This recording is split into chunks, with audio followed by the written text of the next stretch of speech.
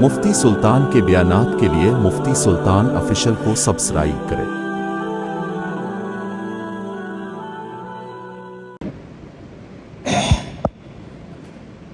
السلام علیکم ورحمۃ اللہ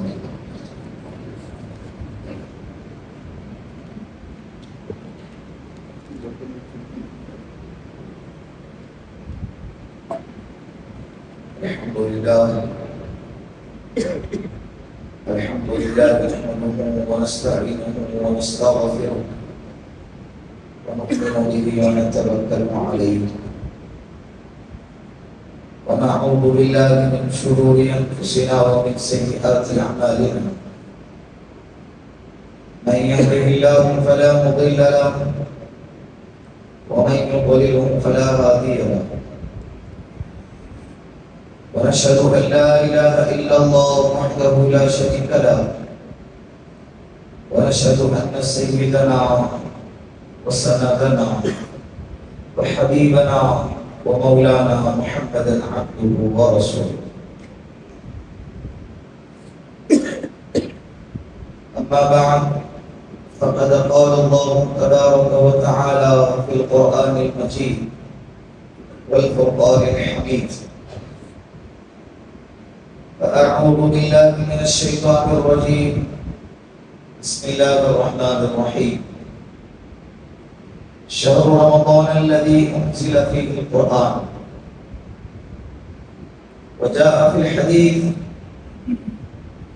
فرض رسول الله صلى الله عليه وسلم زكاة الفطر تهمة للصائم وطعمة للمساكين قبل الصلاة من أداها قبل الصلاة زكاة مقبولة ومن أداها بعد الصلاة صدقة من الصدقات أو كما قال عليه الصلاة والسلام صدق الله مولانا العظيم وصدق رسوله النبي الكريم ونحن على ذلك من الشاهدين والشاكرين والحمد لله رب العالمين۔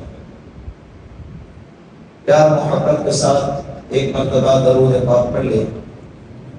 اللهم صل على محمد في اول كلامنا اللهم صل على محمد في اوسط كلامنا اللهم صل على محمد في آخر كلامنا۔ رمضان المبارک کا آخری جمعہ ہے، اسے ہمارے معاشرے میں جمعہ الوداع کہا جاتا ہے۔ اللہ رب العزت نے ہم لوگوں پر بہت بڑا احسان کیا ہے۔ رمضان المبارک آتا ہے، سب سے پہلی بات۔ دوسری بات یہ ہے کہ رمضان المبارک کا، رمضان کا مہینہ اور اس میں جمعہ کا دن، یہ اللہ کا بڑا احسان ہے۔ رمضان کا ہر لمحہ قیمتی، پھر اس لمحوں میں اگر جمعہ کا دن آ جائے تو اس کی قیمت کو اور بڑھاتا ہے۔ رمضان المبارک کے مہینے میں تقریباً 4 سے 5 جمعہ آتے ہیں۔ سال کا رمضان 4 جمعہ پر مشتمل ہے۔ کتنے جمعہ پر؟ 4 جمعہ۔ پہلے جمعہ میں اور آخری جمعہ میں فضیلت کے اعتبار سے کوئی فرق نہیں۔ بعض لوگ اس کو عید کا دن مناتے ہیں، جمعہ الوداع ہے، یہ تہوار ہے، یہ عید ہے، لیکن رمضان المبارک کے پہلے جمعہ میں اور آخری جمعہ میں فضیلت کے اعتبار سے کوئی فرق نہیں۔ جو فضیلت پہلے جمعہ کی تھی وہی فضیلت آخری جمعہ، لیکن اتنا فرق ضرور ہے کہ پہلے جمعہ کے بعد پھر دوسرا جمعہ آنے والا تھا، دوسرے جمعہ کے بعد پھر تیسرا جمعہ آنے والا تھا، لیکن یہ آخری جو جمعہ ہے اس کے بعد کوئی اور جمعہ نہیں ہے جو رمضان مبارک کا۔ پہلے جمعہ کے بعد ہم مطمئن تھے کہ چلو یہ فضیلت ہم سے رہ گئی، آئندہ جمعہ پا لیں گے، وہ فضیلت رہ گئی اس کے آئندہ جمعہ پا لیں گے۔ لیکن اگر اس میں فضیلت رہ گئی تو اب اس کے بعد جو جمعہ آنے والا ہے وہ رمضان کا جمعہ نہیں ہوگا۔ بہت ساری اس میں غلط فہمی بھی ہے۔ بعض لوگ یہ تصور کرتے ہیں یہ تہوار ہے، نئے نئے کپڑے پہنے جاتے ہیں، نیا لباس پہنا جاتا ہے۔ اسی طرح بعض لوگ آج کے دنوں میں مخصوص عبادت کرتے ہیں، جیسے بہت سارے واٹس ایپ پہ میسج وائرل ہوتے ہیں، اتنی رکعتیں پڑھو تو زندگی بھر کے جتنی نمازیں قضا ہو چکی ہے وہ معاف۔ اتنا سستا نہیں ہے، اتنا آسان بھی نہیں ہے۔ رمضان کا آخری جمعہ پالو اور اس میں 6 رکعت نمازیں پڑھو تو زندگی بھر کی جتنی نمازیں قضا ہو چکی ہے وہ معاف۔ اتنا آسان نہیں ہے۔ پتہ نہیں شاید ہی کسی غیر ایمان والے نے مسلمانوں کو بھٹکانے کے لیے اس طرح کی ترکیبیں استعمال کی تاکہ مسلمان اعمال کرنے سے رک جائے، تاکہ مسلمان کیا ہو جائے، اعمال کرنے سے رک جائے، تھم جائے، اپنے آپ کو روکے۔ حالانکہ حدیث پاک میں آتا ہے کہ جو بندہ نماز چھوڑ دے، بہت بڑی وعید آئی ہے، لیکن اس کی قضا جب تک نہیں کرے گا اس کے ذمے سے ادا نہیں ہوگی، مال دینے سے بھی چھٹکارا نہیں ہوگا۔ بات سمجھ رہے؟ نماز کسی بھی حال میں معاف نہیں ہے، نماز کسی بھی حال میں معاف نہیں، سفر میں بھی نہیں، حضر میں بھی نہیں، صحت میں بھی نہیں، اور بیماری میں بھی نہیں۔ اگر کسی کو کھڑے رہ کر پڑھنا نہیں آتا ہے وہ بیٹھ کر پڑھے گا، لیکن اگر کسی کو بیٹھ کر بھی نہیں آتا ہے وہ لیٹ کر پڑھے گا، لیٹ کر بھی نہیں آتا ہے تو وہ اشارے سے پڑھے گا لیکن نماز چھوڑے گا۔ لیکن اگر کوئی بندہ کوما میں چلا گیا وہ اشارے سے بھی پڑھ نہیں سکتا، بعد میں اللہ نے اس کو صحت عطا فرمائی، ہوش عطا فرمایا، اور اس کے بعد صحت مندی کی طرف لوٹ آیا تو جتنی نمازیں کوما کی حالت میں چھوٹی ہیں ان نمازوں کی قضا کرنا ضروری ہے۔ یہ جمعہ الوداع میں 4 رکعت پڑھنے سے نمازیں ادا بولو نہیں ہوں گی، پڑھنا پڑے گا۔ مخصوص کوئی عبادت نہیں ہے، ہاں اتنی بات ضرور ہے کہ آج کے دنوں میں اور یہ بچے ہوئے ایام کے دنوں میں جو عبادت کرو گے اللہ اس کا اتنا ثواب عطا فرمائیں گے جتنا ثواب پہلے رمضان میں پڑھنے پر نہیں آتا تھا۔ ان بچے ہوئے ایام کی قدر کرے، بچے ہوئے ایام کی کیا کرے؟ قدر کرے۔ 4 دن باقی ہو سکتا ہے 5 دن باقی، 4 دن پر ہماری عید کا فیصلہ ہے۔ الحمدللہ مسلمانوں کا جینا اور مرنا، خوشی اور کمی یہ سب اللہ کی مرضی پر ہے۔ ہم اپنے مرضی سے عید نہیں مناتے، ہم اپنے مرضی سے روزے نہیں رکھتے، بات سمجھ میں آ رہی؟ ہم اپنے مرضی سے حج کو نہیں جاتے جب تک اللہ کی طرف سے فیصلہ نہ ہو جائے۔ چاند کا اختیار سوائے اللہ کے کسی اور کو نہیں، اللہ کے سوا کسی کو نہیں، صرف اللہ نے اپنے ہاتھ میں رکھا ہے۔ اگر منگل کو چاند نظر آیا تو عید بدھ کو، تو ہم کو اور آج کا دن چھوڑ کے 4 دن ملتے ہیں۔ بدھ کو چاند نظر آیا تو عید جمعرات کو ہم کو اور 5 دن مل جاتے ہیں۔ ابھی آج کے دن کرنا کیا ہے؟ 2 باتیں یاد رکھیں۔ سب سے پہلی بات اللہ کا شکر ادا کرنا ہے۔ کیا کرنا ہے؟ اللہ کا شکر ادا کرنا ہے۔ بھائی اے اللہ تو نے مجھے رمضان کا مہینہ عطا فرمایا تھا، 3 جمعہ گزر گئے، یا آخری جمعہ ہے، یہ بھی اگر غفلت میں گزر گیا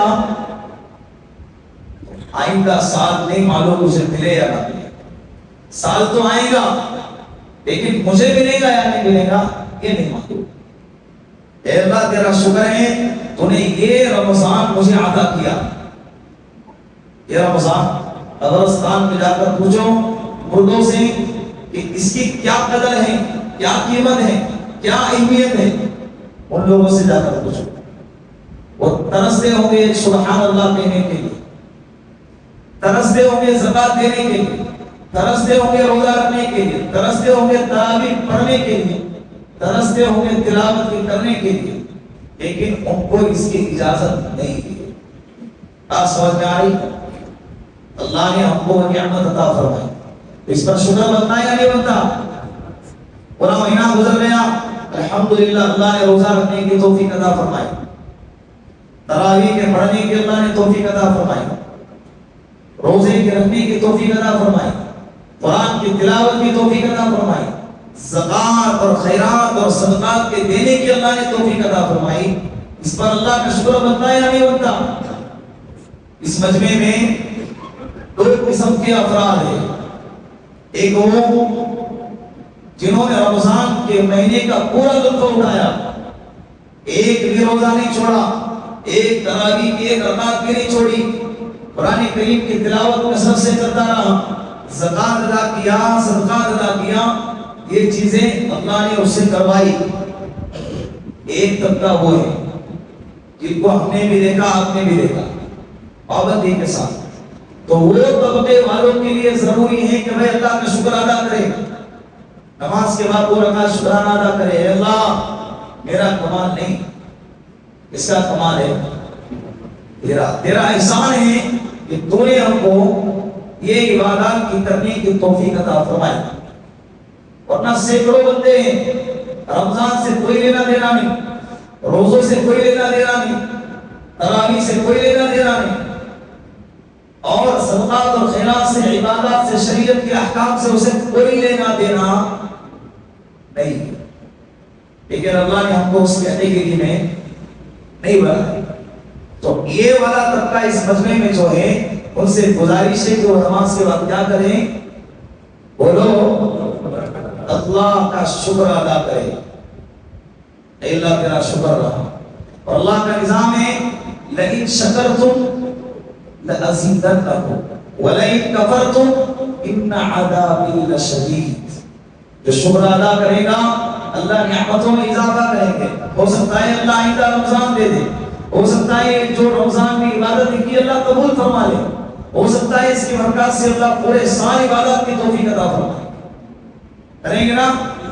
پہلی بات. دوسرا مرحلہ اس مجمع میں دوسرا طبقہ ایسا بھی ہے جن کو ہم نے پورا مہینہ دیکھا کہ جن کو رمضان کے روزے یاد نہیں، تراویح کا پڑھنا یاد نہیں، قرآن کی تلاوت یاد نہیں. ان لوگوں سے گزارش ہے کہ آج اللہ کے سامنے اپنی غفلت کی معافی مانگو، گڑگڑائے اے اللہ تو نے مجھے جوانی عطا فرمائی، صحت عطا فرمائی، زندگی عطا فرمائی، اور تو نے مجھے موقع دیا، اس کے باوجود میں نے چند روپیوں کے خاطر، مال کے کمانے کے خاطر ساری عبادتوں کو ٹھوکر مارا. اللہ مجھے معاف کر دے. اس لیے کہ تراویح میں دیکھتے تھے ہم پہلے، دوسرے، تیسرے، چوتھے، پانچویں دنوں میں جو تعداد ہوتی ہے اب وہ تعداد نظر نہیں آ رہی ہے. پہلے دوسرے دن مسجد نیچے بھی فل اور اوپر بھی فل. دھیرے دھیرے وقت کے ساتھ تعداد کیا ہوتی گئی؟ کم ہوتی. کہاں چلی گئی؟ کسی اور مسجد میں. اس مسجد کا بھی یہی حال ہے، کسی اور مسجد میں اس کا بھی یہی حال ہے. ہر مسجد کا یہی جائزہ ہے کہ ایک عشرہ ہونے کے بعد مسجد کی تعداد کم ہو جاتی ہے. کیوں اتنی لاپرواہی؟ کیوں اپنے زندگی کے ساتھ، دنیا آخرت کے ساتھ کیوں ڈر لگتا نہیں ہے؟ مرنے کا خوف نہیں ہے، اللہ کی ناراضگی کا ڈر نہیں ہے. اس کے باوجود کیوں؟ چلو گزر گیا. یہ باتیں پہلے جمعہ کو بھی کہا گیا تھا، فرض ہے روزہ رکھو، روزہ رکھو، لیکن نہیں رکھا بعض لوگوں نے. जवानों को देखा रमजान के महीने में गुटखा खाते हुए, 11 महीने खाते हैं ना, एक महीना अल्लाह के लिए भूखा रहा नहीं जाता, एक महीना अल्लाह के लिए प्यासा रहा नहीं जाता, एक महीना अल्लाह के लिए कुर्बानी दी नहीं जाती। जब जिंदगी हमेशा के लिए छीन ली जाएगी तब क्या गुटखे खाओगे, तंबाकू खाओगे? आज लोगों को दिन भर भूख नहीं लगती, लेकिन सिर्फ रोजा इसलिए नहीं रखते कि भाई मुझे गुटखा खाना होता, मुझे तंबाकू के बगैर चलता नहीं है। ऐसे लोगों के लिए तो हलाकत है। अल्लाह के रसूल ने फरमाया, मिंबर पर खड़े हो गए, हजरत जिब्राइल अलैहिस्सलाम ने दुआ फरमाई, ए अल्लाह, हलाक हो जाए वो शख्स जो रमजान का महीना पाए और अपनी मग़फ़िरत न करवा दे। अल्लाह के रसूल ने क्या फरमाया?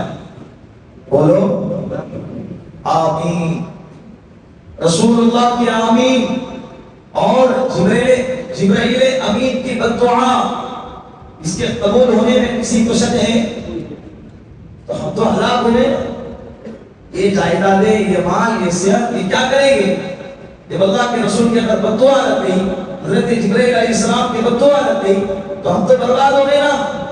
माल साल भर कमाते हैं, दुनिया साल भर कमाते हैं, और रमजान के आने के बाद कोई तब्दीली नहीं, तो धिक्कार है इसी जिंदगी पर। तो इस मजमे में दूसरा तबका वो भी है जो रमजान में आने के बाद इबादतों से महरूम रहा। उन तबके वाले से कह रहा हूं कि वो अल्लाह के सामने गिड़गिड़ाए, अल्लाह माफ कर दे। इसलिए कि अल्लाह माफी मांगने वालों को पसंद करते हैं। वनब्बी इबादी अन्नी अनल गफूरुर रहीम। कुरान में अल्लाह ने कहा कि नबी जी बंदों से कह देना कि मैं बहुत गफूर रहीम हूँ। मैं क्या हूँ? गफूर रहीम। अल्लाह से माफी मांगो। जिनके ना रोजे छोड़ चुके हैं, आज इरादा करें रमजान के बाद उन रोजों की कज़ा करेंगे ना। दूसरा, तरावी छोड़ गई और जिसने सदक़ात और ज़कात नहीं अदा किए, अभी भी वक्त बाकी है, अदा करें। क्या करें? तो जुमा अलविदा ये स्टेटस न लगाएं, इससे जन्नत के टिकट मिलते नहीं है, अल्लाह की रजा का परवाना मिलता नहीं है। भाई मैंने स्टेटस लगा दिया, लोगों को पता चल गया जुमा अलविदा है, क्या मिलेगा? आज लोगों की फितरत होती है, पहली सहरी मुबारक, दूसरी सहरी मुबारक, 24वीं सहरी मुबारक, फजर की नमाज मुबारक, ईशा की नमाज मुबारक, और यही मुबारक पूरा महीना चलता है।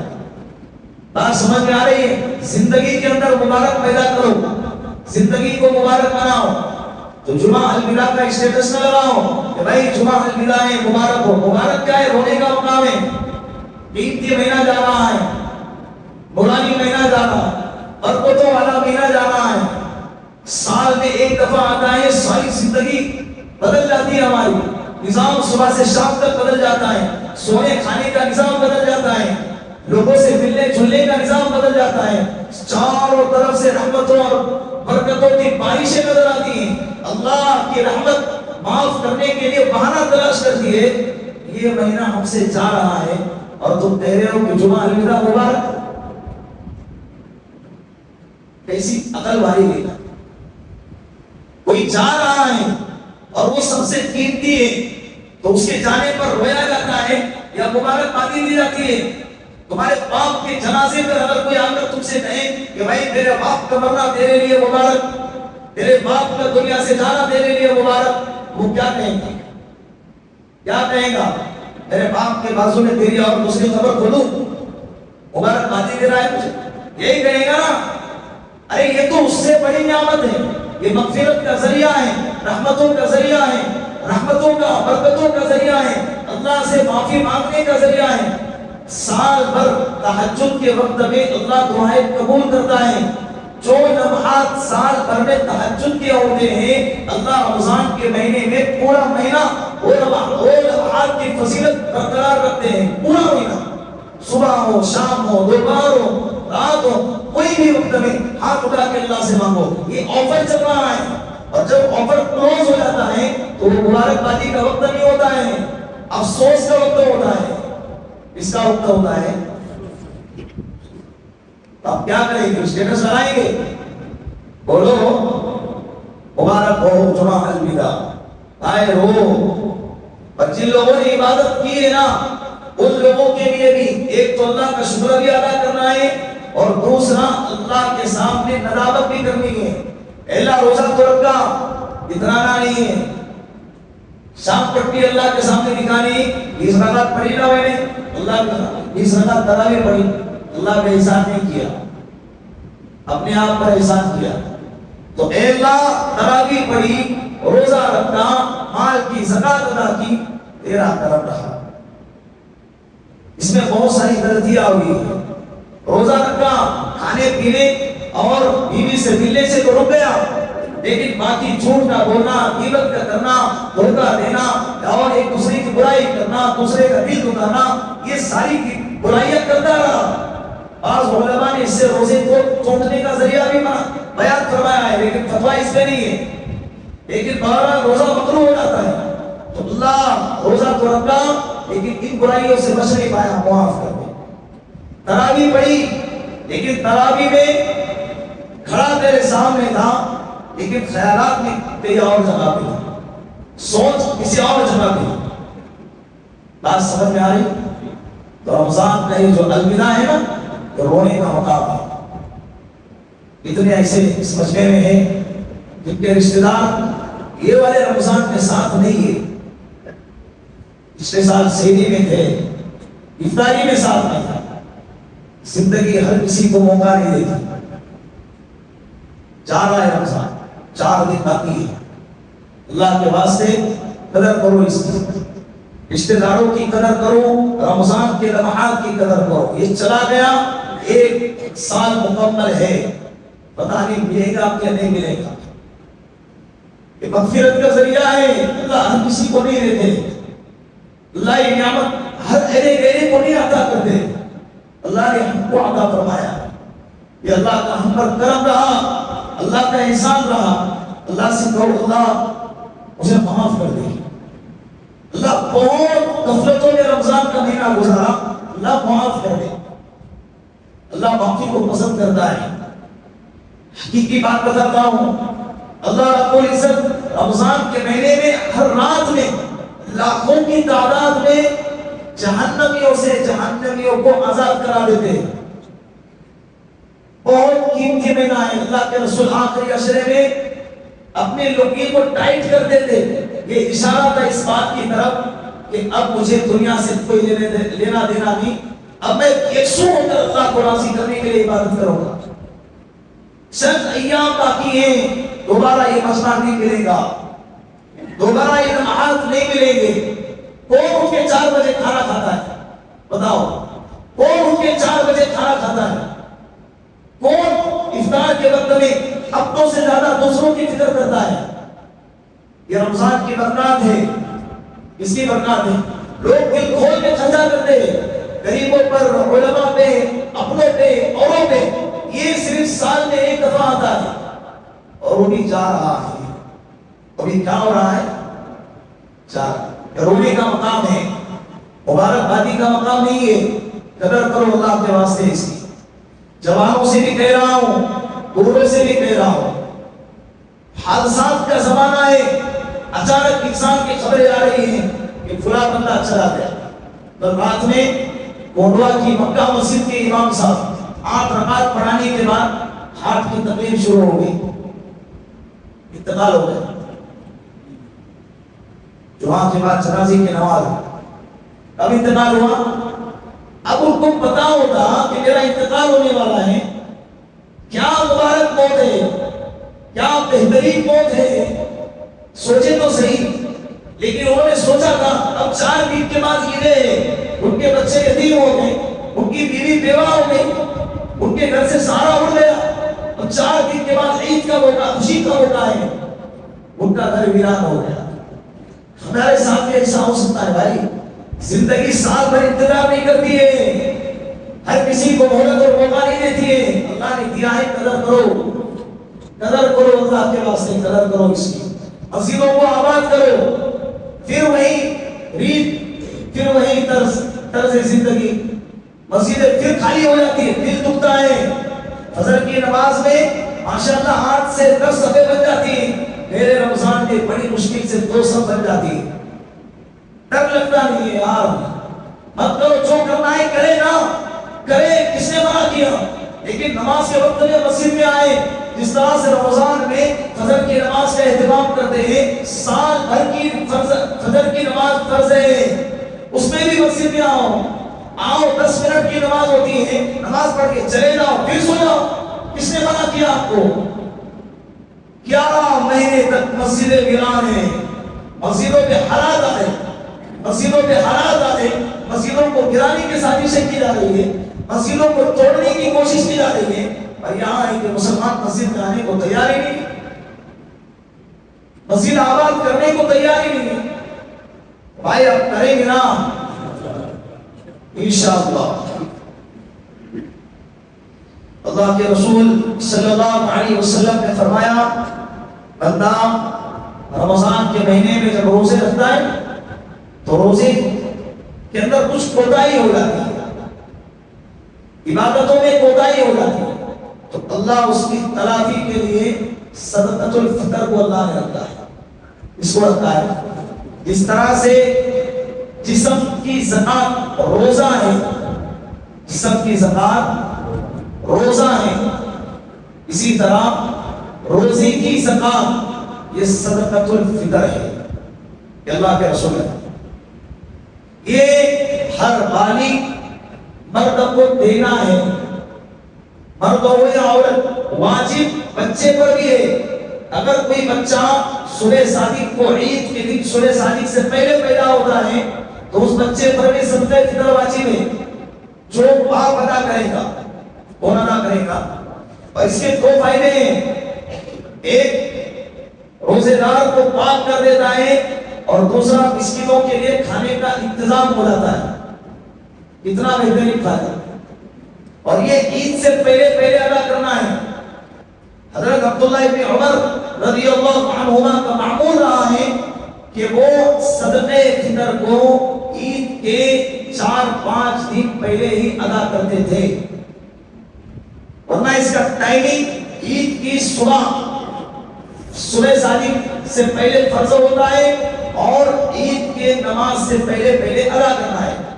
اللہ کے رسول نے فرمایا، من اداها قبل الصلاة زکاۃ مقبولۃ، جس شخص نے عید کی نماز سے پہلے صدقہ فطر ادا کیا اس نے مقبول زکات کو پا لیا، اور جس شخص نے من اداها بعد الصلاة صدقۃ من الصدقات، نماز کے عید کے بعد اگر صدقہ ادا کیا، صدقہ فطر پہلا ہو، اگر وہ ادا کیا تو اس کو نارمل صدقے کا ثواب ملے گا، مقبول صدقے کا ثواب، مقبول زکات کا ثواب نہیں ملے گا، صدقہ فطر کا ثواب نہیں ملے گا۔ اور یہ واجب ہے، بات سمجھ میں آ رہی ہے؟ زکات جس پر فرض ہے، صدقہ فطر اس پر واجب ہے۔ دونوں میں فرق یہ ہے کہ زکات کے لیے مال پر سال کا گزرنا ضروری ہے، صدقہ فطر کے لیے سال کا گزرنا ضروری نہیں۔ آج مال آ گیا، آج صدقہ فطر واجب ہو گیا، ادا بھی ابھی کرنا ہے۔ زکات کے لیے آج مال آ گیا، زکات فرض ہو گئی، لیکن ادا 1 سال کے بعد کرے گا۔ ادا کب کرے گا؟ 1 سال کے بعد ادا کرے گا، یہ بات ذہن میں رکھیں۔ دوسرا مسئلہ، مرحومین کی طرف سے صدقہ فطر، مرحوم پر صدقہ فطر نہیں ہے، نہ ان کی طرف سے زکات ادا کرنا ہے، نہ ان کی طرف سے صدقہ فطر ادا کرنا ہے۔ یہ سارے ثواب کر سکتے ہیں، صدقہ ان کے نام کا دے سکتے ہیں، لیکن صدقہ فطر ان پر واجب نہیں ہے، تو ان کے نام کا صدقہ فطر بھی نکالنا نہیں۔ بات سمجھ آ رہی؟ حاملہ عورتیں، بچہ اس کے پیٹ میں ہے، لیکن عید کے 2 دن بعد پیدا ہونے والا ہے، عید کے 1 ہفتے کے بعد، 1 مہینے کے بعد پیدا ہونے والا ہے، تو اس پیٹ میں جو بچہ ہے اس پر صدقہ فطر واجب نہیں ہے۔ ہاں، جو بچہ عید کے صبح صادق سے پہلے چاند رات کو پیدا ہو گیا، باپ کے لیے ضروری ہے کہ اس بچے کے نام پر صدقہ فطر ادا کرے۔ بات سمجھ میں آ رہی ہے؟ یہ صدقے فطر کے مسائل ہیں. عید سے پہلے جن حضرات نے نہیں نکالا ہے وہ نکالے. اس کی مقدار کیا ہے؟ اس کی مقدار 4 چیزیں اللہ کے رسول نے بیان فرمائی. نمبر 1 گندم، نمبر 2 جو، گندم یعنی گیہوں، نمبر 2 جو بارلے، نمبر 3 کھجور اور نمبر 4 کشمش. یہ 4 چیزیں ہیں جو صدقہ فطر میں دینا ہے. اس کے علاوہ اگر کوئی چاول دے رہا، کوئی باجرہ دے رہا، کوئی مکئی دے رہا، تو اس کے لیے ضروری ہے کہ وہ ان کی قیمت کے اعتبار سے ادا کرے. ان کی قیمت کے اعتبار سے. اگر گیہوں اگر کوئی بندہ صدقہ فطر میں دے رہا ہے تو 2.25 کلو صدقہ فطر میں گیہوں دینا ہے. 3 نفر، ایک آدمی کا. ایک گھر میں 10 افراد ہے تو ایک آدمی کا 2.25 کلو، تو 10 افراد کے اعتبار سے وہ گیہوں صدقہ کرے گا. اگر گیہوں کرنا ہے گیہوں کرے، اور اگر وہ نہیں کرنا ہے تو اس کی قیمت ادا کرے. بات سمجھ میں آ رہی؟ آج کے زمانے کے اعتبار سے اس کی قیمت بنتی ہے 70 روپے ایک آدمی کا. ہمارے گھر میں اپنے جتنے افراد ہیں اس کا کیلکولیشن کریں اور اس اعتبار سے صدقہ فطر ادا کریں. باقی کے جو 3 ہیں، جو ہے، کھجور ہے اور کشمش ہے، یہ تینوں چیزیں اس کی مقدار 3.5 کلو ہے. اتنے ہیں 3.5 کلو. 3.5 کلو ادا کرنا ہے. گیہوں کے اعتبار سے ادا کر رہے تو 2.25 کلو، اور یہ 3 چیزوں کے اعتبار سے ادا کر رہے تو 3.5 کلو. کشمش دے رہے 3.5 کلو، کھجور دے رہے 3.5 کلو، جو دے رہے 3.5 کلو. اور یا اس کی جگہ پر اس کی قیمت ادا کرے. اور ان کی قیمتوں میں اتار چڑھاؤ ہوتا ہے. معلوم کریں کشمش کیا کلو ملتا ہے، کھجور کیا کلو ملتا ہے، میڈیم درجے کا جو کھاتے ہیں اس اعتبار سے. ورنہ پیٹ کھجور 70 روپے کلو والا اس حساب سے نکالیں گے، ویسا نہیں. جو کھاتے ہیں اس اعتبار سے ہم کو صدقہ فطر نکالنا ہے. بات سمجھ میں آ رہی ہے؟ اب اس میں ایک اور چیز جو سمجھنے کی ہے، امت میں غلط چیز رائج ہو چکی ہے کہ مالدار بھی گیہوں کے اعتبار سے صدقہ فطر نکال رہا ہے اور غریب بھی صدقہ فطر گیہوں کے اعتبار سے نکال رہا ہے. تو اس میں غریبوں کا فائدہ کم ہوگا. اللہ کے رسول نے کیٹیگری بیان فرمائی امت کے 3 طبقوں کے لیے. اگر کوئی طبقہ غریب ہے، اگر کوئی طبقہ اوسط درجے کا ہے، اگر کوئی طبقہ اعلیٰ درجے کا ہے، اللہ نے اتنا مال دیا ہے کہ اگر وہ کشمش کے صدقہ فطر ادا کرے گا تو اس کو کچھ فرق پڑنے والا، تو اس کو چاہیے کہ کشمش کے اعتبار سے صدقہ فطر ادا کرے. اس کے اعتبار سے، کشمش کے اعتبار سے. دوسرا طبقہ اوسط درجے کا، جو کشمش کے اعتبار سے قیمت کم ہوتی ہے، لیکن کوئی بندہ نیچے کے لیول سے تھوڑا اوپر ہے اور اوپر کے لیول سے تھوڑا نیچے ہے، اس بندے کو چاہیے کہ جو اور کھجور کے اعتبار سے صدقہ فطر ادا کرے. اور اگر کوئی بندہ کھجور، کشمش اور جو کے اعتبار سے ادا نہیں کر سکتا تو اس کے لیے چاہیے کہ وہ گیہوں کے اعتبار سے ادا کرے، لیکن بہرحال ادا کرنا ضروری ہے. بات سمجھ میں آ رہی ہے؟ یہ اس کی مقدار ہے، یہ اس کی شرعی حیثیت ہے. مسجد کو صدقہ فطر دینا جائز نہیں ہے. غیر مسلم کو صدقہ فطر دینا جائز نہیں ہے. لیکن ایک اور بات، ہمارے اپنے مسجد کے باہر زکات اور صدقہ فطر کو پہلے رمضان سے وصول کیا جا رہا ہے، لیکن جو وصول کیا جا رہا ہے اس کو الگ کیٹیگری میں رکھا جا رہا ہے اور اس کو باقاعدہ اس کے مستحقین تک پہنچایا جا رہا ہے. اس کے کٹ بنائے گئے. آپ لوگوں نے دیکھا ہوگا، اس میں سمجھنے میں کوئی ہوگا تو الحمدللہ اس کے کٹ بنائے گئے. عید سے پہلے جن کو کٹ کی ضرورت تھی ان سے پوچھ کر ہم کو کٹ پہنچائے جا رہے ہیں بھی، اور جن کو پیسوں کی ضرورت تھی ان کو پیسے پہنچائے جا رہے ہیں. آج بھی اگر کسی کی صدقہ فطر ادا نہیں کی گئی ہے تو اسے چاہیے کہ نماز کے بعد جاتے ہوئے ذمہ داروں کے پاس صدقہ فطر ادا کرتے ہوئے جائیں. بات سمجھ میں آ رہی ہے؟ غفلت میں، کام میں بھول جائیں گے اور یہ واجب آپ کے سر پہ رہے گا. پھر بعد میں توبہ طائب کرنا پڑے گا، لیکن پھر بھی اس کا وجوب ادا نہیں ہوگا. اسی طرح بیوی کی طرف سے، نابالغ بچوں کی طرف سے صدقے فطر کون ادا کرے گا؟ باپ ادا کرے گا۔ یہ باتیں ضروری ہیں، بہت سارے لوگ ان مسائل میں گھرے ہوتے ہیں۔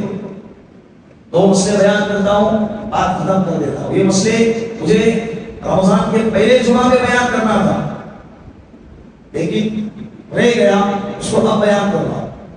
بعض لوگوں کو یہ غلط فہمی ہے کہ جو بندہ عشاء کی نماز جماعت سے پڑھے گا وہی بندہ وتر کی نماز جماعت سے پڑھے گا۔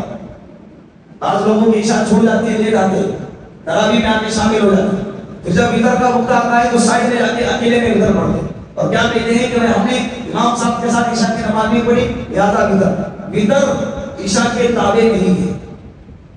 عشاء کے بعد ضرور ہے لیکن عشاء کے تابع نہیں۔ جن حضرات نے عشاء کی نماز جماعت کے ساتھ نہیں پڑھی ہے وہ حضرات وتر کی نماز جماعت کے ساتھ پڑھ سکتا ہے۔ بات سمجھ رہے ہیں؟ یہ مسئلہ ہے۔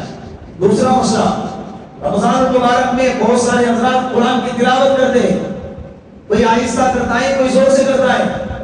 جو حضرات زور سے کر رہے ہیں، تلاوت کرتے کرتے بیچ میں آیت سجدہ آتی ہے، پڑھنے والا تو پڑھ کے نکل گیا اور سجدہ کر لیا، لیکن اس کے ارد گرد چند لوگ بیٹھے ہوئے ہوتے ہیں، وہ آیت سجدہ تو اس کے کانوں میں گر گئی تو سننے والے پر بھی سجدہ کرنا واجب ہے، اور اس کو معلوم ہی نہیں ہے کہ اس پر واجب ہو چکا ہے، اور یہی واجب لے کر وہ دنیا سے چلا گیا، یہی واجب لے کر وہ دنیا سے چلا گیا۔ تو یہ زبردستی کا گناہ دوسرے کے ساتھ کیوں ڈالے؟ یا تو آہستہ پڑھے یا تو زور سے پڑھ رہے ہیں تو سامنے والے کو اطلاع کرے، بھائی سجدہ کر لے، بھائی ہو گیا بھائی، اب تیرے کرنا ہے کر، نہیں کرنا ہے مت، وہ تیرے آواز۔ بات سمجھ میں آ رہی ہے؟ اللہ رب العزت ان باتوں پر ہم سب کو عمل کرنے کی توفیق عطا فرمائے۔ وآخر دعوانا الحمدللہ رب العالمین۔ جن حضرات